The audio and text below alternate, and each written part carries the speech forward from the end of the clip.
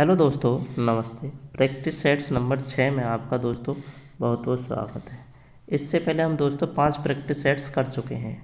कितने practice sets हमने complete कर लिए हैं? 5 प्रैक्टिस सेट्स हमने क्या कर लिए हैं? कंप्लीट कर लिए हैं। यदि वो आपने नहीं देखे तो हमारे चैनल पर जाके आप उनको देख सकते हैं। आज हमारा प्रैक्टिस सेट्स नंबर कितना है? वो है हमारा प्रैक्टिस सेट्स नंबर 6। तो दोस्तों चलते हैं पहले क्वेश्चन पर।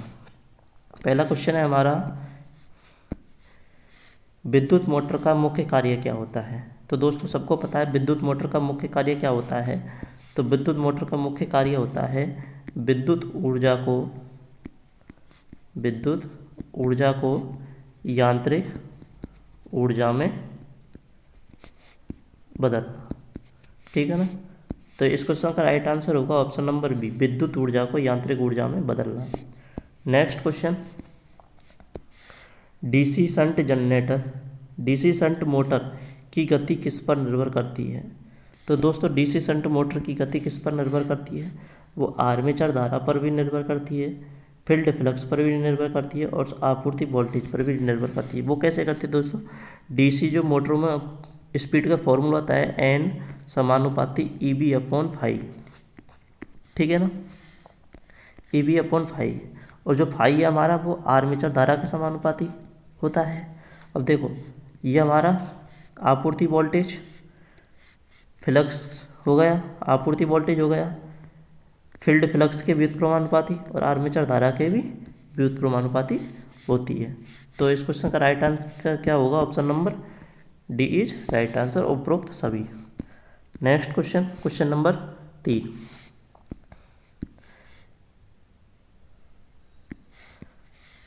थ्री फेज इंडक्शन मोटर को स्थिर वेग मोटर क्यों कहते हैं? क्यों कहते हैं दोस्तों थ्री फेज इंडक्शन मोटर को?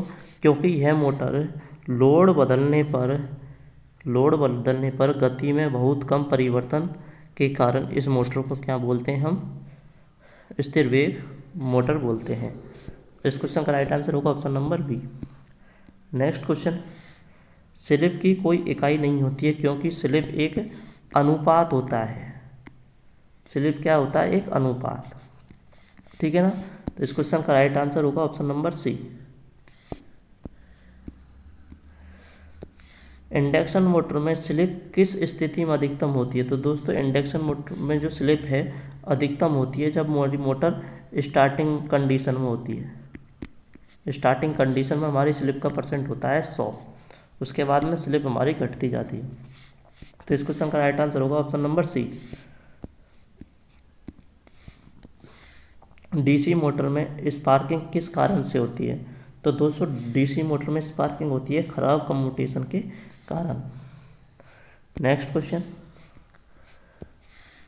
कम्यूटेटर किस मशीन में पाया जाता है? तो दोस्तों सबको पता है कम्यूटेटर किस में पाया जाता है? डीसी मशीनों में पाया जाता है। तो यहाँ पर आंसर क्या होगा? DC motor. Option number C is right answer. दोस्तों अभी तक आपने हमारे चैनल को सब्सक्राइब नहीं किया तो प्लीज़ चैनल को सब्सक्राइब कर लें। यदि वीडियो अच्छी लग रही है तो वीडियो को ज़रूर लाइक करें, अपने दोस्तों को शेयर करें जो मेंस एग्जाम की तैयारी कर रहा है, और कमेंट्स में ज़रूर पूछ सकते हैं जो भी आपका डाउट है। ठीक है? नेक्स्ट क्वेश्चन, किस मोटर में भारी प्रतिरोध जोड़कर स्टार्ट किया जाता है? किस मोटर में भारी प्रतिरोध जोड़कर स्टार्ट किया जाता है?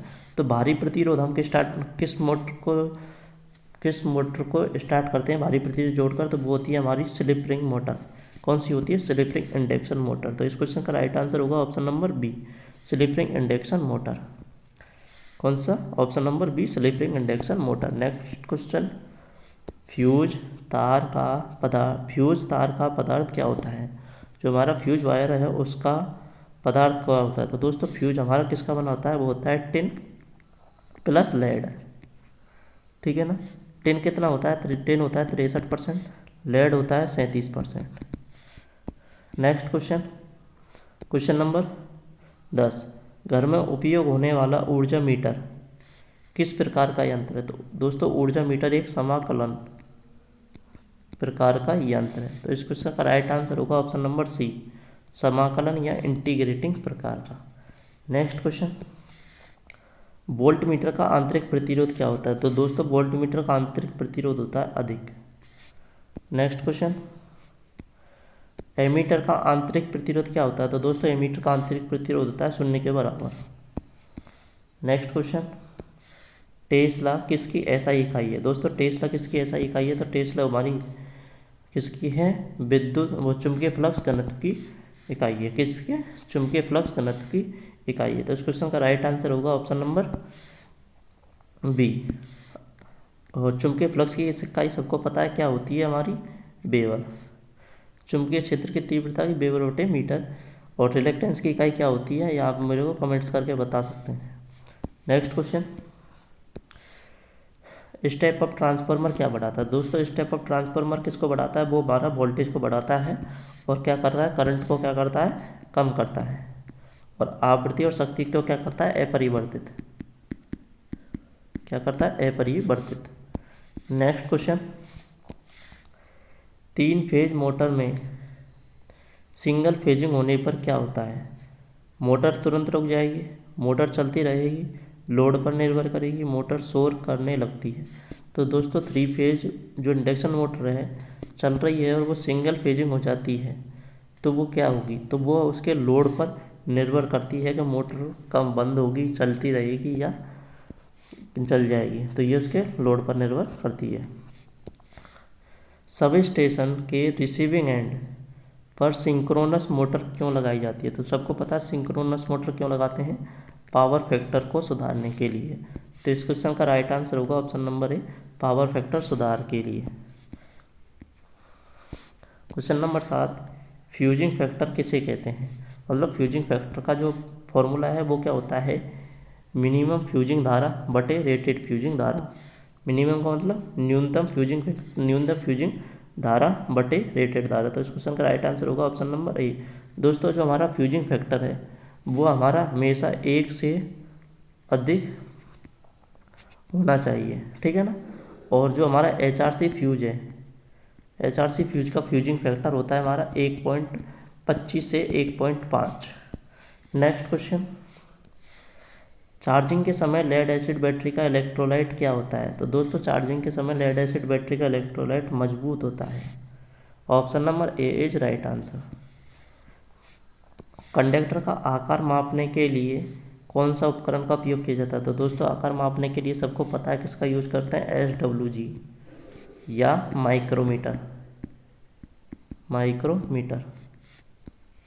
तो इस क्वेश्चन का राइट आंसर क्या होगा? Option number C, standard wire gauge. Next question number 20, विद्युत परिपथ की निरंतरता की किससे जांच की जाती है? मतलब कि इसने क्या पूछ रहा है? कंटिन्यूटी हम किससे जांच करते हैं? तो दोस्तों इसने पूछा है विद्युत परिपथ की। तो विद्युत परिपथ की कंटिन्यूटी जांच करते हैं हम किससे? मल्टीमीटर से। अब दोस्तों यहाँ पे हमारा ऑप्शन में मल्टीमीटर हमारा दे नहीं रखा। क्या है? मल्टीमीटर हमारा दे नहीं रखा। तो इसमें किससे करेंगे हम? वो करेंगे हम मेगर से। किससे करेंगे? मेगर से। यदि यहाँ पे हमारा मल्टीमीटर दे रखा होता तो हम मल्टीमीटर को राइट मानते, परंतु हमारा मल्टीमीटर हमारा नहीं दे रखा है। नेक्स्ट क्वेश्चन, कुछ दोस्तों ये मैं अब बोलूँगा नहीं, जैसा भी आपको अच्छा लगे वो आप कर लेना। सर्किट ब्रेकर में शॉर्ट सर्किट सुरक्षा किससे मिलती है?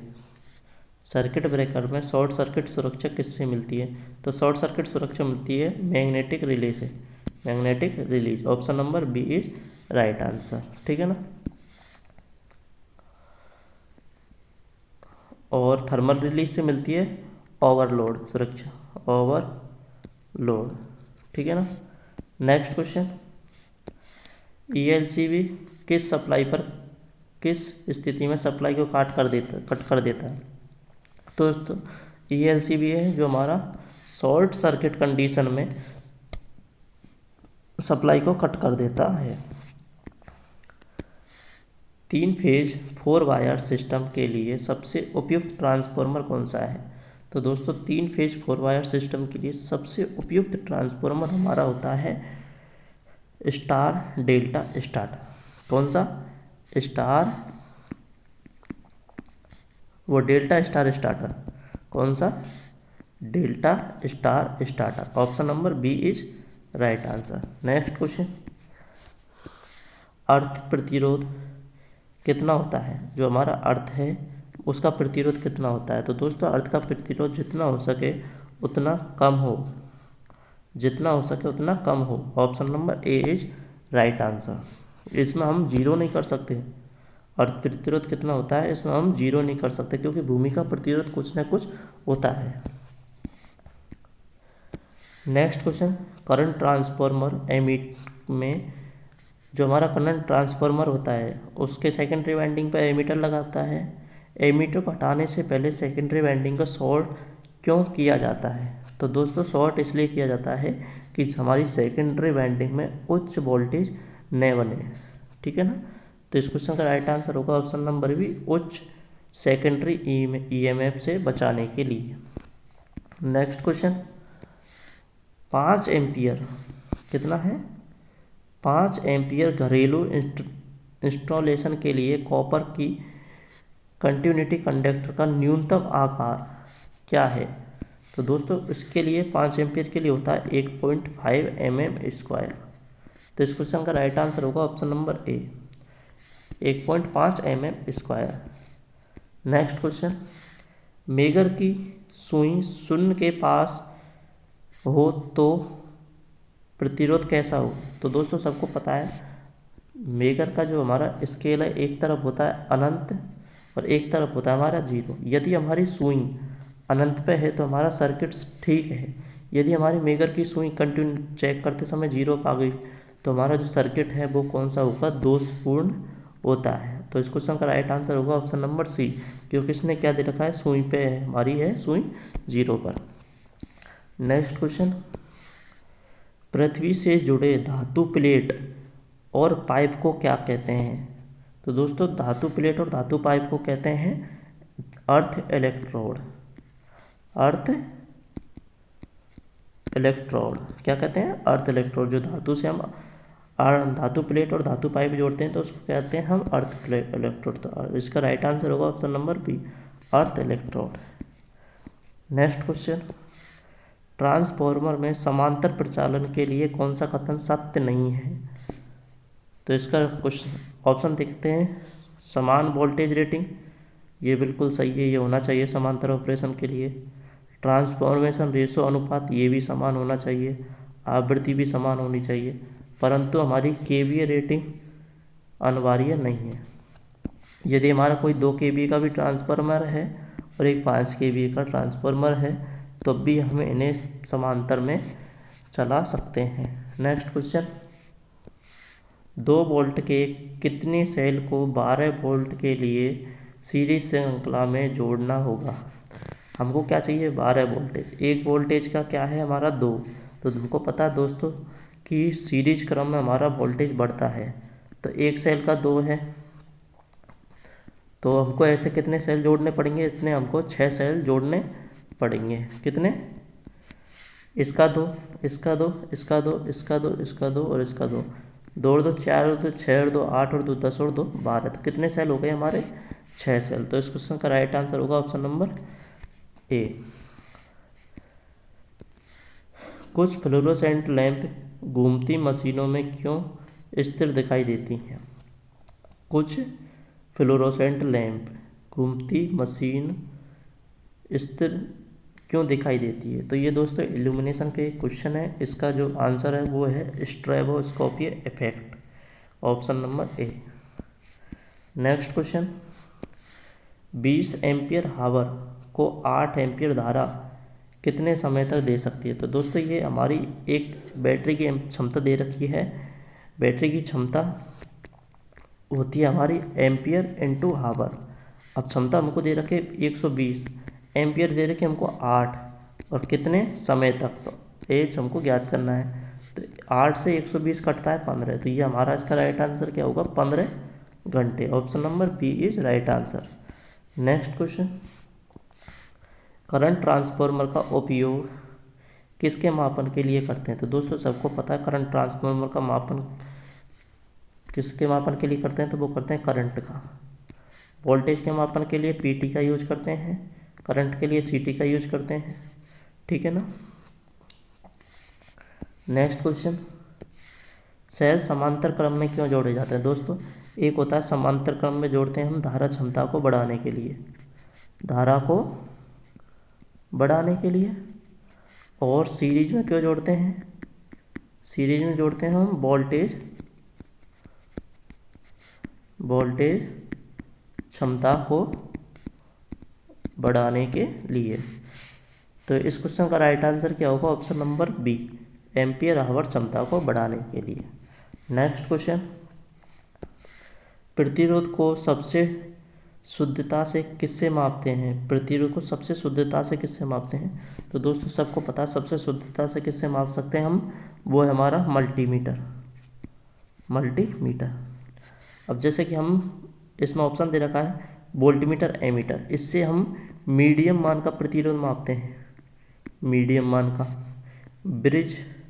बीटी-स्टोन ब्रिज से भी हम मीडियम मान का प्रतिरोध मापते हैं, मल्टीमीटर से भी हम मीडियम मान का प्रतिरोध मापते हैं, मेगर से हम उच्च मान का प्रतिरोध मापते हैं, उच्च मान का प्रतिरोध हम मेगर से मापते हैं। तो इस क्वेश्चन का राइट आंसर होगा ऑप्शन नंबर सी, क्या होगा? मल्टीमीटर। नेक्स्ट क्वेश्चन, विद्युत धारा आई क्यू का सूत्र क्या है? तो दोस्त धारा किसे कहते हैं? धारा कहते हैं आवेश बटे समय, आवेश बटे समय। आवेश को लिखते हैं क्यू से। अब इसने क्यू पूछा है तो हमारा फॉर्मूला क्या हो जाएगा? धारा को आई से और समय को टी से। तो क्यू पूछा है तो ये दोनों क्या हो जाएंगे हमारे? गुना। तो क्यू बराबर क्या हो जाएगा? I T, I into T. तो इस क्वेश्चन का राइट आंसर क्या होगा? ऑप्शन नंबर सी, क्यू बराबर I into T. Standard wire gauge का लाभ क्या है? स्टैंडर्ड वायर गेज का लाभ क्या होता है? तो वो होता है ये अधिक लचीलापन होता है इनमें। क्या होता है? अधिक लचीलापन होता है। नेक्स्ट क्वेश्चन, धातुओं में सबसे अच्छा चालक कौन सा है? सबसे अच्छा चालक, तो दोस्तों सबसे अच्छा चालक हमको सबको पता क्या होता है? सिल्वर, जिसको हम क्या बोलते हैं? चांदी। दूसरा होता है कॉपर, फिर होता है हमारा गोल्ड, और उसके बाद में आता है हमारा एल्युमिनियम। तो इस क्वेश्चन का राइट आंसर होगा ऑप्शन नंबर सी, चांदी। नेक्स्ट क्वेश्चन, पावर ट्रांसफार्मर की दक्षता। तो दोस्तों पावर ट्रांसफार्मर की दक्षता होती है 98%।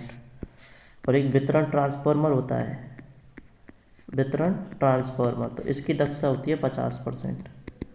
ठीक, ये 50% किसकी? वितरण ट्रांसफार्मर की। नेक्स्ट क्वेश्चन, इंसुलेटेड पदार्थ का मूल गुण क्या है? तो दोस्तों इंसुलेटेड पदार्थ का मूल गुण होता है कि उच्च डाई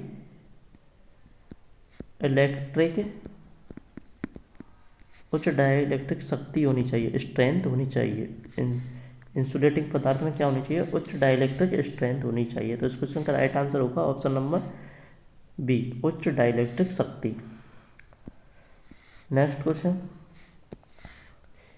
फ्यूज धारा और तार के व्यास के बीच क्या संबंध है? फ्यूज धारा और तार के व्यास के बीच क्या संबंध है? ठीक है दोस्तों, तो दोस्तों इस क्वेश्चन का राइट आंसर होगा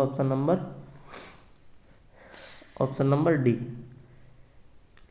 ये दोस्तों ये स्क्वायर नहीं होगा, इसमें क्या होगा?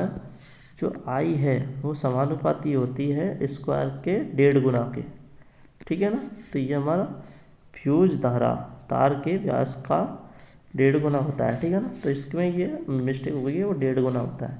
नेक्स्ट क्वेश्चन, तापमान बढ़ने पर तांबे का प्रतिरोध क्या होता है? दोस्तों जो भी हमारे चालक पदार्थ होते हैं, जो भी हमारे क्या चालक पदार्थ, वो चालक सभी पदार्थ होते हैं हमारे पीटीसी, ठीक है ना। और जो हमारे कुचालक और अर्धचालक, ये सब होते हैं हमारे एनटीसी। और जो पीटीसी का मतलब होता है कि जैसे तुम तापमान बढ़ाओगे तो प्रतिरोध बढ़ता है, परंतु एनटीसी का मतलब होता है कि जैसे ही तुम तापमान बढ़ाओगे तो प्रतिरोध हमारा क्या होता है, घटता है।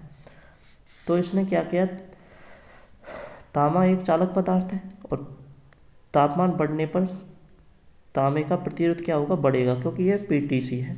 तो इस क्वेश्चन का राइट आंसर होगा ऑप्शन नंबर बी, बढ़ता है।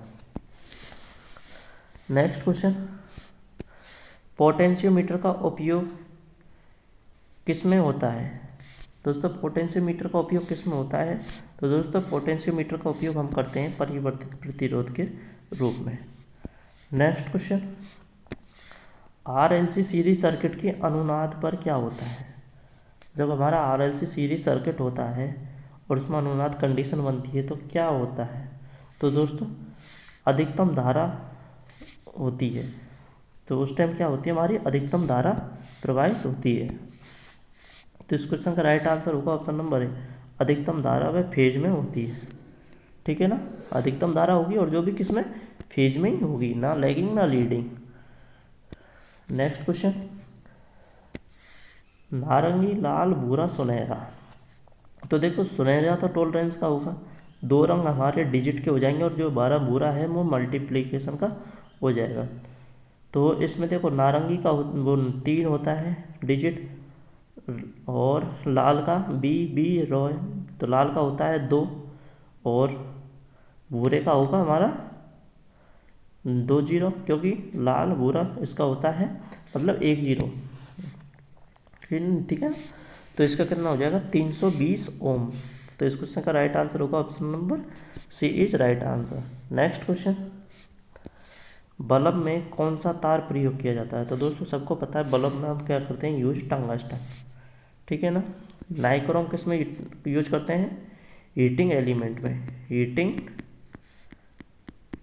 एलिमेंट में। नेक्स्ट क्वेश्चन,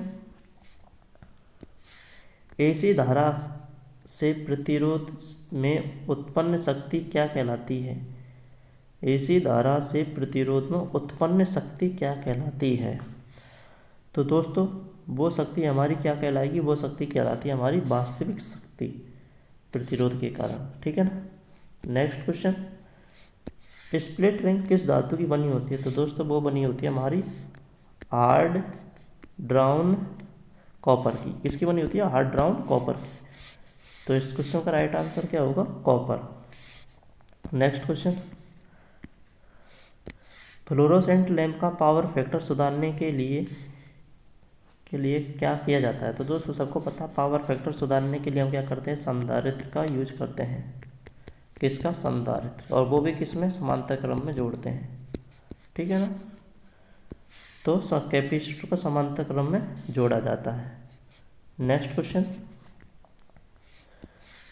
प्रतिबाधा या इम्पीडेंस की इकाई क्या है। तो दोस्तों प्रतिबाधा और इम्पीडेंस की इकाई सबको पता है क्या होती है, हमारी ओम। हेनरी हमारी किसकी है, प्रेरकत्व की है। वाट हमारी शक्ति की है। ठीक है ना, तो इस क्वेश्चन का राइट आंसर होगा ऑप्शन नंबर सी। तो दोस्तों ये आज हमारा प्रैक्टिस सेट्स नंबर 6 था। यदि आप हमारे चैनल पर नए हैं और अभी तक चैनल को सब्सक्राइब नहीं किया है तो प्लीज़ सब्सक्राइब कर लीजिए, क्योंकि मैं 30 दिन में 30 सेट करवाऊँगा। अभी 30 जो भी कुछ दिन बच रहे हैं एग्ज़ाम के लिए, उसमें मैं आपको 30 सेट्स कंप्लीट करवा दूँगा। वीडियो अच्छी लगी है तो वीडियो को लाइक करें, शेयर करें और कमेंट करें। अब एक डाउट और है कि आपको PDF कहाँ मिलेगी। इसको PDF, जिस भी स्टूडेंट को PDF चाहिए उसके लिए आपको 8905053511 इस नंबर पे WhatsApp SMS करना है और लिखना है हेलो सर PDF, और जो भी सेट है सेट का नंबर ज़रूर डाल देना, जैसे कि ये सेट हमारा 6। ठीक है ना। तो थैंक यू दोस्तों, प्रैक्टिस सेट्स नंबर 6 में मिलते हैं प्रैक्टिस सेट्स नंबर 7 में।